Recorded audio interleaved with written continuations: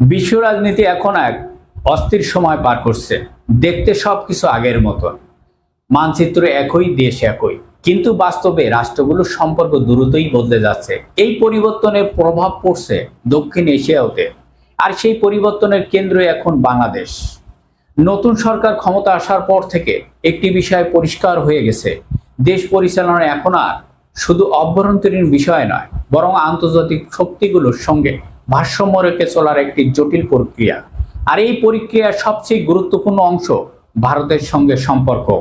বাংলাদেশ ভারত শুধুমাত্র একটি প্রতিবেশী দেশ নয়, ইতিহাস, ভূগোল, অর্থনীতি এবং রাজনৈতিক বাস্তবতা সব মিলিয়ে এটি একটি বাস্তবতা। কিন্তু এই ঘনিষ্ঠতা সম্পর্ককে করেছে আরো বেশি জটিল।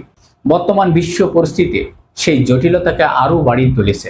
মধ্যপ্রাচ্যের অস্থিরতা, বিশেষ করে ইরানকে ঘিরে উত্তেজনা, বিশ্ব জ্বালানি বাজারকে দুর্বল করে তুলেছে।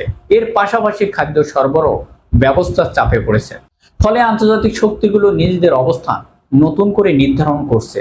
পুরনো শক্তি তাদের প্রভাব ধরে রাখতে লড়ছে, আর নতুন শক্তির সুযোগ কাজে লাগিয়ে উঠে আসছে।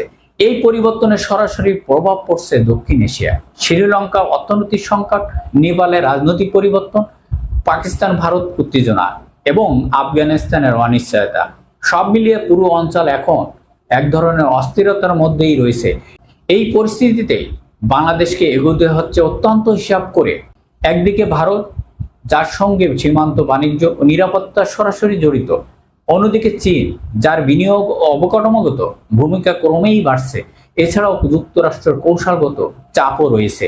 এই তিনটি শক্তির মধ্যে ভারসাম্য বজায় রাখা এখন বাংলাদেশ পররাষ্ট্রনীতির সবচেয়ে বড় চ্যালেঞ্জ। তবে এই সম্পর্ক শুধু কূটনৈতিক পর্যায়ে সীমাবদ্ধ নেই, এর সঙ্গে জড়িয়ে আছে জনগণের দৃষ্টিভঙ্গি ও অনুভূতিও। গত এক দশকে ভারতের প্রতি বাংলাদেশের মানুষের মনোভাব পরিবর্তিত হয়েছে। একসময় যে সম্পর্ক আস্থার জায়গায় পেয়েছিল, সেটি এখন অনেক ক্ষেত্রে প্রশ্নবিদ্ধ হয়ে উঠছে। স্থল সীমান্ত চুক্তি, বিনিয়োগ এবং সমুদ্র সীমা বিরোধ নিষ্পত্তি, এইসব ছিল ইতিবাচক অগ্রগতি, যা দুই দেশের সম্পর্ককে নতুন করে উচ্চতায় নিয়ে গিয়েছিল। কিন্তু তিস্তার পানি বন্টন ইস্যু এরপর রাজনৈতিক সম্পর্কের ওপর প্রভাব ফেলতে শুরু করে। 2014 সালের নির্বাচন ঘিরে ভারতের অবস্থান বাংলাদেশের অনেক মানুষের মধ্যে সন্দেহ তৈরি করে, আর এই সন্দেহ সময়ের সঙ্গে সঙ্গে আরো দৃঢ় হয়েছে।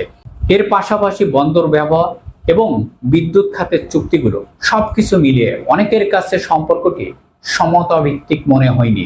বিশেষ করে আদানি বিদ্যুৎ চুক্তি নিয়ে বিতর্ক এই প্রশ্নকে আরো সামনে নিয়ে এসেছে। বাংলাদেশ কি সমান অংশীদার, নাকি ধীরে ধীরে নির্ভরশীল হয়ে পড়ছে? 2018 সাল এবং 2024 সালের নির্বাচন এই বিতর্ককে আরো জোরালো করে তোলে। বাংলাদেশের অবস্থান কি? বাংলাদেশ কি ভারতের দিকে ঝুঁকছে? না, বাংলাদেশ এখন কোনো পক্ষে যাচ্ছে না, বরং একটি ভারসাম্য কৌশল করার চেষ্টা করছে। কারণ একটি বিষয় পরিষ্কার, ভূগোল পরিবর্তন করা সম্ভব নয়, কিন্তু সম্পর্কের ধরন পরিবর্তন করা সম্ভব। অতীতের অভিজ্ঞতা থেকে শিক্ষা নিয়ে সমতা, সম্মান এবং পারিপার্শ্বিক স্বার্থের ভিত্তিতে নতুন করে সম্পর্ক গড়ে তোলার সুযোগ এখনো রয়েছে। সম্প্রতি পররাষ্ট্রমন্ত্রী ভারতের সফরে সম্ভাবনার একটি ইঙ্গিত দিয়েছে। এখন প্রয়োজন একটি সুস্পষ্ট কৌশল, যেখানে জাতির স্বার্থে এবং জনগণের আত্মমর্যাদা সমানভাবে গুরুত্ব পায়। কারণ সাধারণ মানুষ কোনো সংঘাত চায় না, তারা চায় না আধিপত্য রাজনীতি, তারা চায় শান্তি, সম্মান এবং উন্নয়ন। ইতিহাস আমাদের একটি বিষয় পরিষ্কারভাবে জানিয়ে দেয়, বন্ধুত্ব তখনই ঠিক থাকে যখন তারা সমতা ভিত্তিতে দাঁড়ায়। বাংলাদেশ ও ভারতের সম্পর্ক এখন ঠিক সেই পরীক্ষার মুখোমুখি। এটি শুধু দুটো দেশের সম্পর্কের বিষয় না, বরং পুরো দক্ষিণ এশিয়ার ভবিষ্যৎ নির্ধারণের একটি গুরুত্বপূর্ণ মুহূর্ত। বাংলাদেশ কি এবার নিজের স্বার্থে সম্পর্ক গড়বে, নাকি আগের সমীকরণে চলতে থাকবে?